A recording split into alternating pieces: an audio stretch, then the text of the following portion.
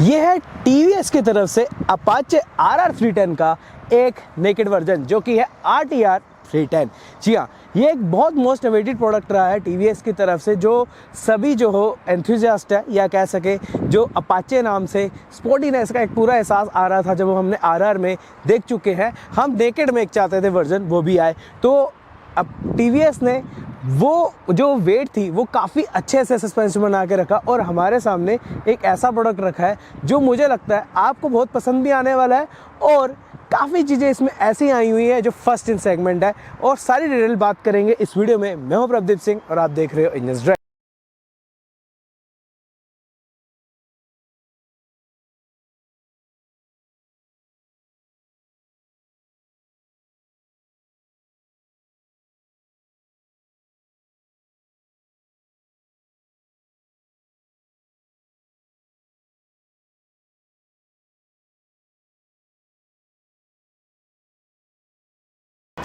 Apache 310 RTR जो है वो एक देखने के मामले में काफ़ी जो है चंकी बाइक नज़र आती है और लुक के मामले में काफ़ी यूनिक है। ये नॉर्मल अपाचे तो लग ही नहीं रही कि जो आपने नॉर्मल अपाचेस देखी हैं वैसी तो लग नहीं रही, लेकिन हाँ काफ़ी अच्छी झलक देखने को मिल रही है और एक नया डिज़ाइन लैंग्वेज भी देखने को मिल रहा है। तो छोटी छोटी डिटेल्स बात करते हैं, फिर आगे मैं आपके सामने सारी डिटेल रखता जाऊँगा कि क्या क्या इसमें फर्स्ट इन सेगमेंट चीज़ें आपको देखने को मिलेंगी।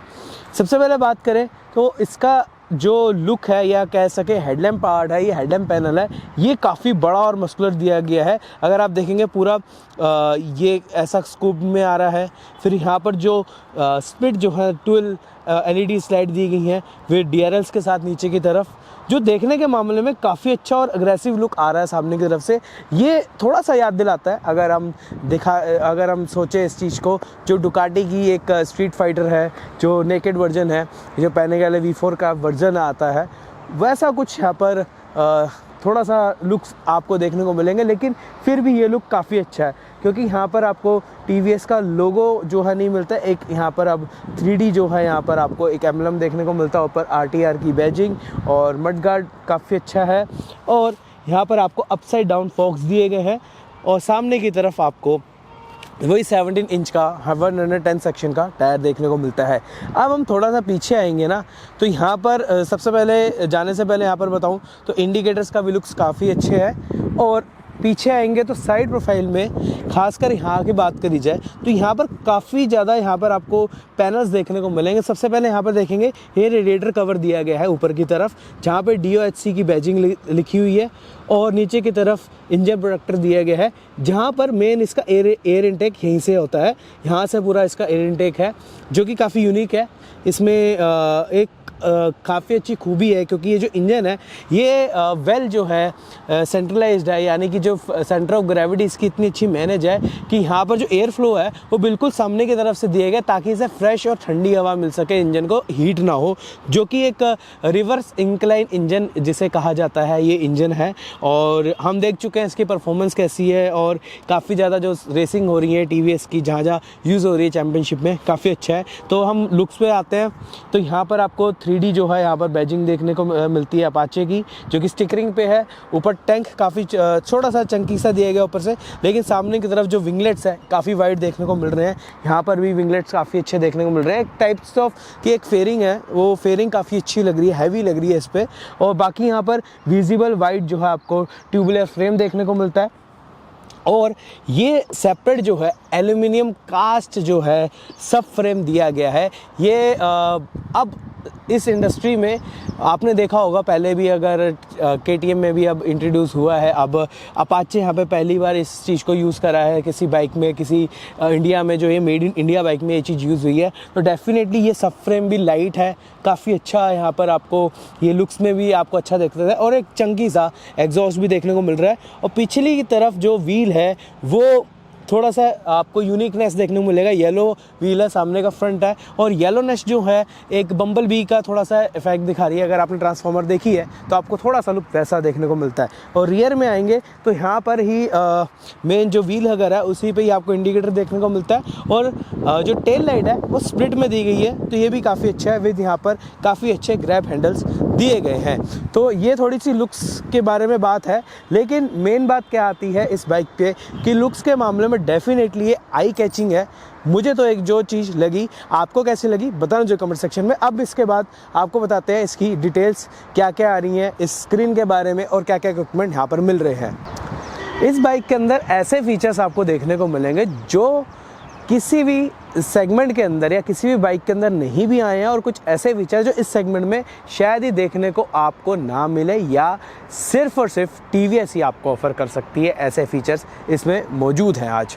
तो यहाँ पर हम बात करते हैं सबसे पहले, तो ये जो स्क्रीन दी गई है ये 4.4 इंच की स्क्रीन दी गई है जो कि कलर्ड है, और इसके साथ साथ यहाँ पर आपको काफ़ी अच्छी इन्फॉर्मेशन देखने को मिलती है। यहाँ पर आपको नॉर्मल में ही काफ़ी सारे मोड्स हैं इसमें। सबसे पहले ड्राइविंग मोड्स भी आते हैं, उसके बारे में आपको बताऊँ तो उसका लेआउट भी अलग है। हर एक सेटिंग का या हर एक मैं कह सकूँ मोड का यहाँ पर लेआउट अलग है। लेकिन बेसिक इन्फॉर्मेशन यहाँ पर क्या है कि यहाँ पर सबसे पहली बात, यहाँ पर टायर प्रेशर मॉनिटरिंग सिस्टम देखने को मिलता है, यानी कि जो कार में सिस्टम देखने को मिलता था वो भी इसमें देखने को मिल रहा है। साथ में जो नॉर्मल इन्फॉर्मेशन है, एवरेज फ्यूल इकॉनमी, सारी बाइक की डिटेल्स, सब कुछ आप इसमें कर सकते हैं। यहाँ पर आपको ऑडोमीटर के अलावा भी बहुत सारी चीज़ें दिखाता रहता है, विद जो है टेम्परेचर और नॉर्मल टेम्परेचर भी दिखाता है कितना टेम्परेचर पे है।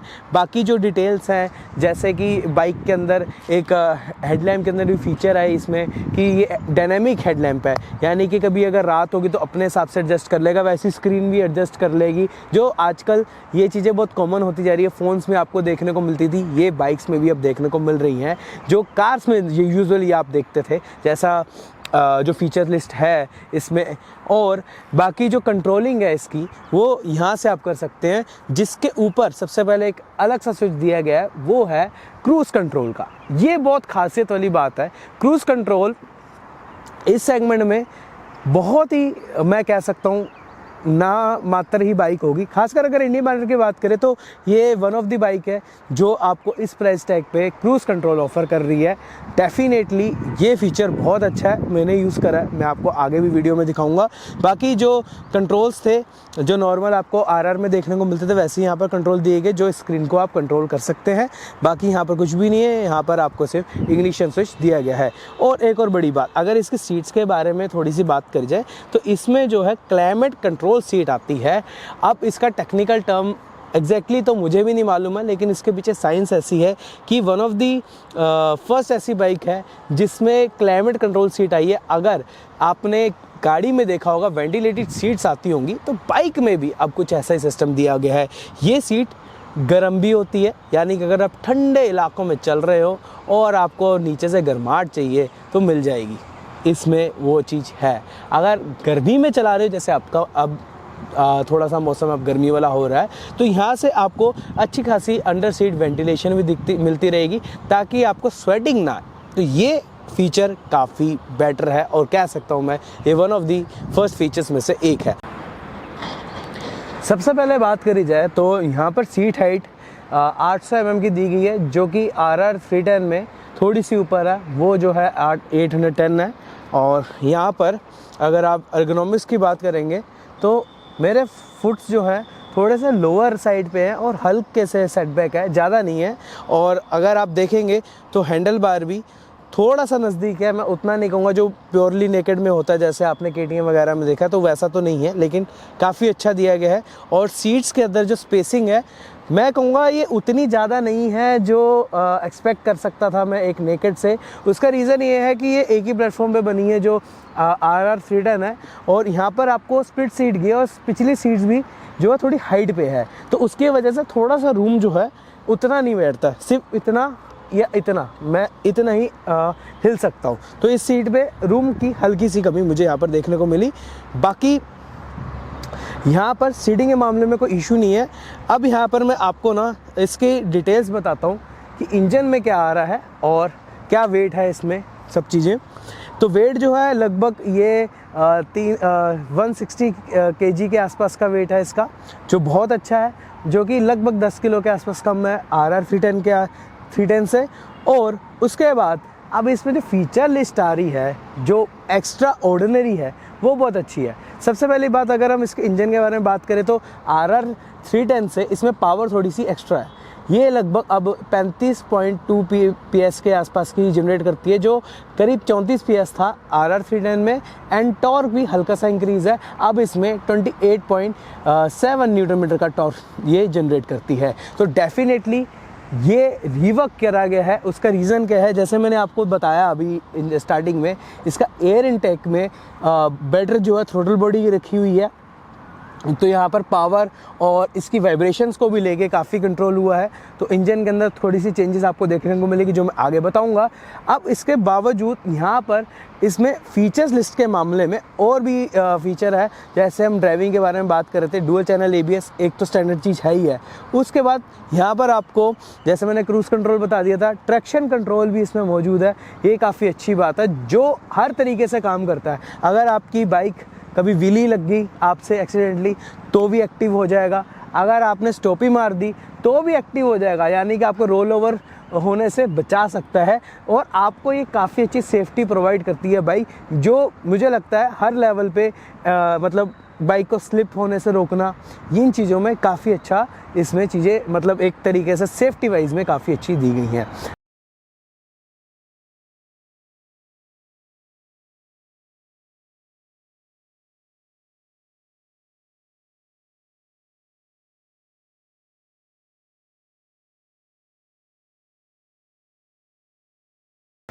TVS अपाचे RTR 310 का जो अनुभव है हमारा, जो RR 310 से थोड़ा सा अलग देखने को मिला, क्योंकि जैसे बताया पावर में फ़र्क है और काफ़ी चीज़ों में काम करा गया है इस बारी, जो कि मुझे लगता है आने वाले टाइम में RR 310 में भी आपको देखने को मिलेगा।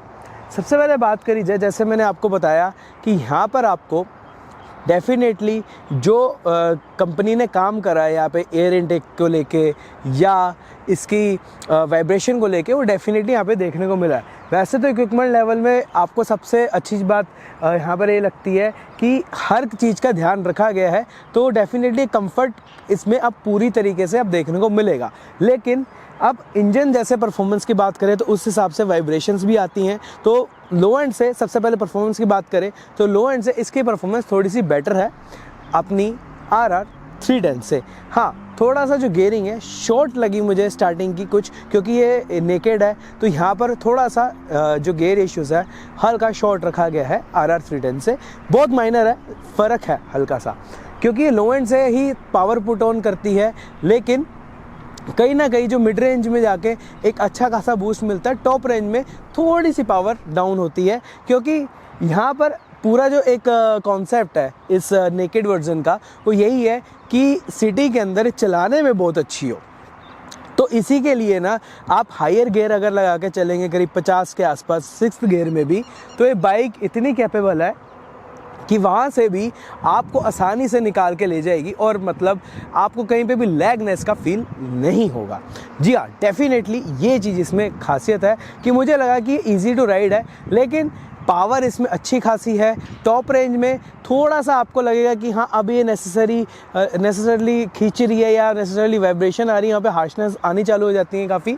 लेकिन टॉप रेंज में उतना ज़्यादा मैं कहूँगा नहीं है टॉप रेंज, लेकिन हाँ मिड रेंज तक इसकी परफॉर्मेंस काफ़ी बेटर रखेगी, यानी कि मिड रेंज में इसमें ज़्यादातर ध्यान रखा गया है। जैसे आपने देखा कि RTR 310 का जो लो एंड है वो काफ़ी बेटर है। अगर आपका RPM 2500 के आसपास भी है ना, तो वहाँ से भी ये बाइक का जो पुल है, जो पावर है, आपको अच्छी खासी देखने को मिलेगी। वहाँ पे भी ये बाइक स्ट्रगल नहीं करेगी, जिसका मतलब है 6 गियर में आप करीब 35 से 40 के बीच में भी रहेंगे तो भी कोई इशू नहीं होगा। लेकिन इसमें ये है कि एक ऑलराउंडर बाइक ये मैं कह सकता हूँ। अब यहाँ पर वाइब्रेशंस की जब मैं बात कर ही रहा था, तो वाइब्रेशंस जो हैं आनी चालू होती है करीब 5000 RPM के बाद, जो माइनर सी आती हैं फिर बढ़ती बढ़ती चली जाती हैं। तो 6000 RPM के बाद जाके कहीं जाके आपको थोड़ा सा एहसास होता है अब वाइब्रेशन जो है थोड़ी सी लीनियर हो गई है। अब जो बाइक जो है आप हल्की सी स्ट्रेस अंडर स्ट्रेस हो गई, तो वहाँ पर करीब 7000 RPM तक इसका जो रेव है वो चला जाता है। तो इसका मतलब है 6 गियर में ये बाइक अगर आप 6000 RPM तक चलाएंगे तो ये करीब जो है 90-95 के आसपास रहेगी, और जब आप 7000 RPM तक लेके जाएंगे तो इसका करीब जो है जो टेकोमीटर है 100-105 के आसपास होगा। तो मुझे लगता है वहाँ पर जाके क्रूज़ करना थोड़ा सा बेटर रहेगा, लेकिन उसमें आरपीएम थोड़ा सा बढ़ जाएगा, इसलिए मैंने बोला कि थोड़ा सा यहाँ पे गियर रेशियोज़ में काम करा गया है। लेकिन यहाँ पर क्या किया गया है, यहाँ पर फोर्ज पिस्टन का यूज़ करा गया, फोर्ज एल्यूमिनियम पिस्टन का, जिसका मतलब है कि इसका इंटरनल्स में जो इसको इंजन को हल्का करा गया है, इसके जो एयर थ्रोटल बॉडी है उसको बड़ा करा गया है ताकि क्विक रिस्पॉन्स मिले। राइड बाई वायर से काम करती है, तो यहाँ पर ये काफ़ी डायरेक्ट सिस्टम है इसमें। और उस ऊपर से यहाँ पर जो इसका रिवर्स इंक्लाइन इंजन है, ये पहले वाला जो RR310 में ही लग के आ रहा था, उसमें हीटिंग में भी इश्यूज़ में भी काफ़ी काम करा गया, जो इस वक्त काफ़ी बेटर तरीके से वर्क कर रहा है, मुझे कोई भी इशू नहीं हो रहा। बाकी बात करें इसमें और भी क्या चीज़ें आ रही हैं। अब यहाँ पर ना जैसे क्लच रिस्पॉन्स है इसका, ये थोड़ा सा हैवी साइड रखा गया है, ये उतना लाइट नहीं है, लेकिन फिर भी ये इसलिए रखा गया है ताकि इसका बाई डायरेक्ट क्विक शिफ्टर भी अच्छी तरीके से काम करा जा सके, लेकिन फिर भी काफ़ी अच्छा फीडबैक देने में। और यहाँ पर सबसे अच्छी बात, लीवर में भी आपको दोनों ही लीवर एडजस्टेबल दिए गए हैं, तो ये काफ़ी अच्छी बात है, तो यहाँ पर कोई भी दिक्कत नहीं आएगी। अब इसके बाद यहाँ पर जो क्विक शिफ्टर का परफॉर्मेंस है वो काफ़ी अच्छा है, लेकिन अगर आप हायर आरपीएम पे यूज़ करेंगे तो आपको ठीक लगेगा। उतना स्मूथ नहीं है, लेकिन एक मैकेनिकल फील ज़रूर है इसमें, वो आपको महसूस होगी, जो मुझे लगता है पर्सनली ओके है।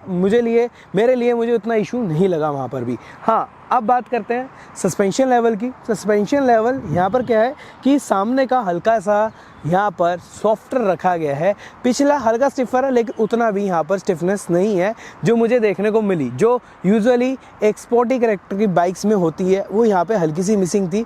इसी के कारण ना हाई स्पीड में कुछ उतना मुझे वहाँ पर इशू नहीं लगा, लेकिन थोड़ा सा अगर यहाँ पे स्टिफनेस और होती तो बेटर जो है बैलेंस होता है, लेकिन कॉर्निंग पे वो थोड़ा सा आपको महसूस होगा।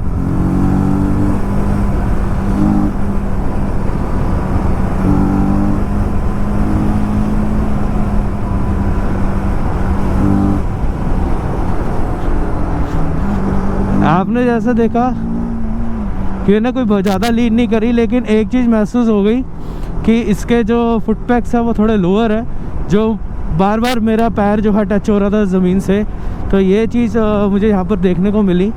लेकिन फुट पैक्स की पोजीशन वैसे चलाने में काफ़ी अच्छी है।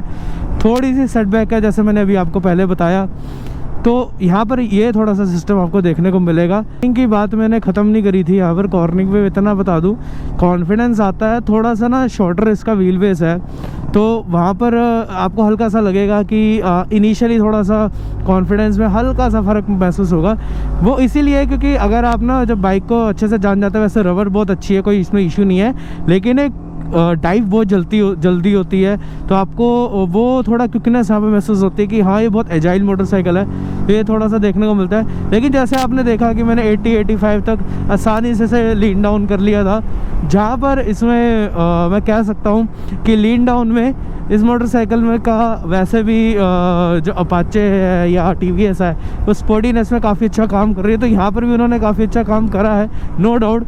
बट थिंग इसकी ये कॉर्निंग के लिए उतनी सूटेबल नहीं है जितनी RR है, लेकिन थोड़ा सा अगर यहाँ पे स्टिफनेस और होती तो बेटर जो है बैलेंस होता है, लेकिन कॉर्निंग पे वो थोड़ा सा आपको महसूस होगा कि यहाँ पर जो सस्पेंशन है जो स्टॉक में है, इस वक्त स्टॉक में है, क्योंकि यहाँ पर क्या है, डायनेमिक प्रो किट भी आती है और एक डायनेमिक प्रो भी है। तो यहाँ पर जो डायनेमिक किट जिसे कहते हैं, तो एक दो तरीके की जिसमें फीचर लिस्ट अलग अलग आती है, तो वहाँ पर आपको जैसे सस्पेंशन एडजस्टेबल सस्पेंशन मिलते हैं सामने के और पिछले, तो वो भी आपको देखने को मिलते हैं, और साथ में जो क्लाइमेट सीट है इसकी वो भी डेफिनेटली एक अलग से आती है, तो यहाँ पर वो चीज़ का ध्यान रखना। तो यहाँ पर क्या है, अगर वो पैकेज आज हमारे पास होता तो डेफिनेटली ये बाइक की परफॉर्मेंस और बेटर निखर के आती। जो मुझे लगा स्टॉक में थोड़ा सा ऐसा रखा गया है कि ये ऑलराउंडर है, हर तरीके के लोगों को ये बाइक पसंद है, राइड क्वालिटी में भी लेके, इसलिए थोड़ा सा सस्पेंशन का जो सॉफ्टर साइड यहाँ पर मुझे देखने को मिला है। बाकी जैसा हमने बताया कि सस्पेंशन सॉफ्टर है, तो हाँ आपको ड्राइवेबिलिटी में या राइड क्वालिटी में भी कोई इशू नज़र नहीं आएगा। काफ़ी वेल कंपोज्ड रखते हैं, हाई स्पीड पे भी इतना इशू नहीं आता, लेकिन बस आएगा तो कहीं ना कहीं फीडबैक पे आएगा। जब आप इसे बहुत हार्श चलाएंगे तो आपको थोड़ा सा महसूस होगा, वरना इसमें कोई भी ऐसा इशू नहीं है, सस्पेंशन काफ़ी अच्छी फील करेगी। यहाँ पर मैं बात करूँ कि ब्रेकिंग के बारे में, तो यहाँ पर ब्रेकिंग परफॉर्मेंस थोड़ी सी डिफरेंट देखने को मिली। खासकर अगर हम यहाँ पर देखें कि यहाँ पर 300 mm का फ्रंट का है और पिछला जो है 240 का है, तो यहाँ पे RR 310 से कोई फ़र्क नहीं है। लेकिन ये ब्रेकिंग के मामले में हल्की सी सॉफ्टवेयर मुझे महसूस हुई जो RR 310 से है। आई डोंट नो वाई, ऐसा क्यों हुआ इस बारी मुझे, लेकिन ये महसूस हुआ है डेफिनेटली। ये उतनी भी मैं कह सकूँ कि डायरेक्ट नहीं है जो RR 310 में हमें वो क्वालिटी देखने को मिली थी। लेकिन यहाँ पर क्या है कि एक और चीज़ है, इंश्योर करा हुआ है कि यहाँ पर नॉर्मल में ही आपको रोड 5 मिचलिन के टायर देखने को मिल रहे हैं, जो कॉर्निंग पे इसकी बाकी चीज़ों को कवर अप कर लेती है, काफ़ी अच्छा है। और एक और बात, कॉर्निंग की जब मैं बात कर ही रहा था यहाँ पर बीच में, फिर से मैं ऐड ऑन कर लेता हूँ। कॉर्निंग में मुझे एक और चीज़ महसूस हुई कि यहाँ पर जो फुट पैक्स है इसके वो थोड़े से लोअर है, तो उसकी वजह से जब पूरा अच्छा सा कॉर्नर का फील नहीं ले सकते, क्योंकि फुट पैक्स कहीं ना कहीं लगने का वहाँ पर आपको रिस्क लेता है। लेकिन मैंने जितना करा, जितना मेरे कैपेबिलिटी थी, जो कि मैं थैंक्स करना चाहूँगा TVS को एक और बार यहाँ पर, क्योंकि हमने एक प्रॉपर YMRP इनका अटेंड करा था, जिसमें हमने बेटर जो है रेसिंग स्किल्स सीखी हैं, जो ट्रैक पे स्किल्स होती हैं। हमने रेसिंग में भी पार्ट किया, यानी कि रेसिंग चैम्पियनशिप में भी मैंने पार्ट किया, तो मैं यहाँ पे दिखा दूंगा। तो वो थैंक्स टू देम कि भैया वो उस लेवल की जो स्किल्स थी वो हमारी में भी डेवलप हुई, जो मैं यहाँ पर थोड़ी सी कमी निकाल पाया इस बाइक में भी, कि भैया यहाँ पर जो फुट पैक्स है वो हल्के लोअर रखे हैं। थोड़ा सा और बेटर होता, डेफिनेटली थोड़ा सा और ऊपर की तरफ होता, जो किट में शायद दे सकते हैं इन फ्यूचर अगर ये देना चाहें, ताकि जो फुट पैक्स है वो थोड़े से ऊपर हो जाए तो और भी बेटर रह सकता है। लेकिन मुझे लगता है कि अगर ये चीज़ इसमें दे दी गई तो जो RR 310 का जो एक कह सकते हैं एक बेंचमार्क बना हुआ है कॉर्निंग पे, वो कहीं ना कहीं इसमें भी चला जाएगा। तो कहीं ना कहीं डिफ्रेंशिएट करने के लिए ये काम करा गया है। और साथ ही में ना इलेक्ट्रॉनिक पैकेज भी पूरा है इसमें। ट्रैक्शन कंट्रोल है, व्हीली कंट्रोल है, स्टॉपी कंट्रोल भी है, यानी कि व्हील लिफ्ट जो होता है वो कंट्रोल भी है, कि आपका मेजर करता है कि ज़्यादा व्हील लिफ्ट ऊपर ना हो। जो आप कभी अगर आप स्टंट करते हैं या कुछ ऐसी चीज़ करते हैं ऐसे लीगली तो नहीं है सही, आप करने के शौकीन भी है, तो इसमें उसका भी प्रोटेक्शन का पूरा इंतजाम कर रखा है, जो इस कैटेगरी में और भी किसी बाइक में नहीं है। यहाँ पर ना आपको 5 राइडिंग मोड्स दिए गए हैं। हर राइडिंग मोड्स का डिफरेंस बताना थोड़ा सा मुश्किल है, लेकिन यहाँ पर ना अपना ये एक इफेक्ट है हर राइडिंग मोड का। जैसे ये अर्बन मोड एकदम बैलेंस्ड है, जहाँ पर आपको पावर और हर चीज़ देखने को मिलेगी। ABS भी यहाँ पर आपको अच्छा खासा रिस्पॉन्स में देखने को मिलेगा। वहीं पर रेन मोड में ABS इंटरवेंशन बहुत ज़्यादा हो जाता है और वहाँ पर लिमिटेड टॉप स्पीड भी होती है और लीनियर थोड़ी सी एक्सेलरेशन देखने को मिलती है। वहीं पर सुपर मोटो मोड में आपको रियर ABS पूरा ऑफ देखने को मिलता है, जहाँ पर आप आसानी से ऑफ रोड में आप यूज़ कर सकते हैं। लेकिन वहीं पर आपको स्पोर्ट्स मोड में थोड़ा सा आपको लीनियर जो एक्सेलरेशन है वो थोड़ा सा ज़्यादा आपको एग्रेशन देखने को मिलता है और ABS भी वैसे ही वर्क करता है। लेकिन ट्रैक मोड में ABS का इंटरवेंशन बहुत कम हो जाता है और जो थोड़ा रिस्पॉन्स है उसका थोड़ा रिस्पॉन्स एक्स्ट्रा हो जाता है।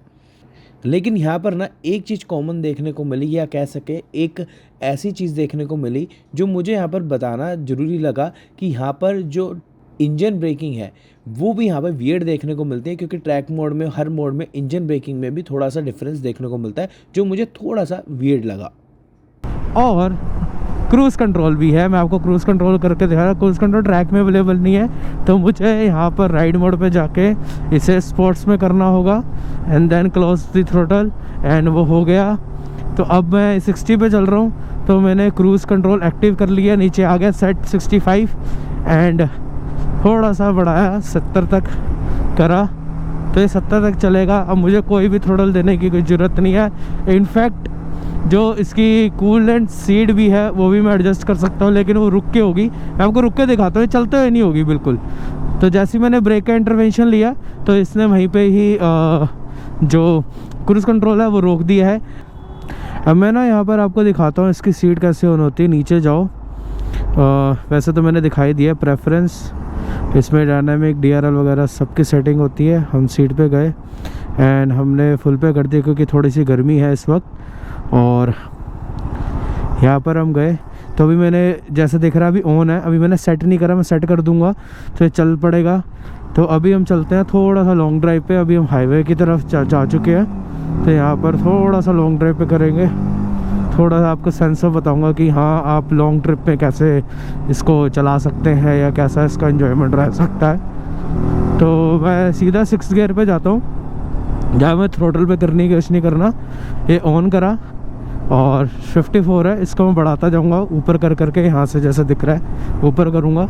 एंड अभी मैं फर्स्ट से 66 तक रखता हूँ अभी, या 65 तक कर लेता हूँ, इससे ऊपर नहीं जाएगी क्योंकि अभी ट्रैफिक स्लो है जैसे दिख रहा है, अभी ट्रैफिक उतना तेज़ नहीं जा रहा है। तो अभी 65 तक चलेंगे और तब तक जो है मेरी सीट के नीचे या एक एहसास ऐसा मिलेगा कि कुछ फ्लोट हो रहा है या कुछ वहाँ पे वेंटिलेशन सा ऑन हो गया है, तो वो थोड़ा सा महसूस होगा जो थोड़ी सी सेंस ऑफ सिक्योरिटी अच्छी देता है। अब मैंने हल्की सी ब्रेक दबाई है, ये सेंसिटिव है जी हाँ, इसको अगर आपने कभी कट आउट करना हो, जो क्रूज़ कंट्रोल को काफ़ी सेंसिटिव है, तो ये वहाँ से हो सकता है। आपको अगर फिर चलाना है तो एक ऊपर का बटन दबाइए, यहाँ से ऑन हो जाएगा 66 तक। तो मैं यहाँ पर अभी ओवरटेक करता हूँ इनको, और जैसा दिख रहा है मैं कुछ नहीं करूँगा, थ्रोटल भी नहीं दे रहा। अब मैं यहाँ पे बढ़ाऊँगा स्पीड।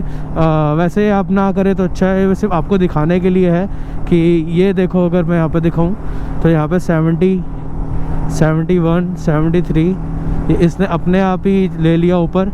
एंड अब थोड़ा सा 80 तक चलेंगे क्योंकि अब स्पीड जो है बढ़ गई है, यानी कि हाईवे पे क्रूजिंग स्पीड बढ़ गई है। तो हम अगर चलते हैं, मान लीजिए हमने अगर 6000 RPM तक नेट करना है तो हम 90 तक ले जाएंगे, 90 तक ही करीब आती है 6000 RPM। हाईवे क्रूजिंग की बात करी जाए तो यहाँ पर अगर आरपीएम जो है करीब 7000 आरपीएम के आसपास रहेगा तो ये बाइक जो है काफ़ी अच्छी फील करेगी।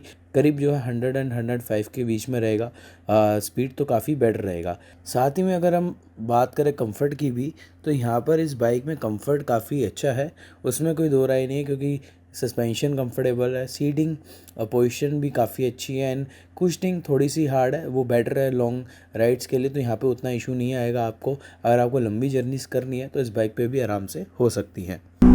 चलो थोड़ी सी टॉप स्पीड की बात कर लें।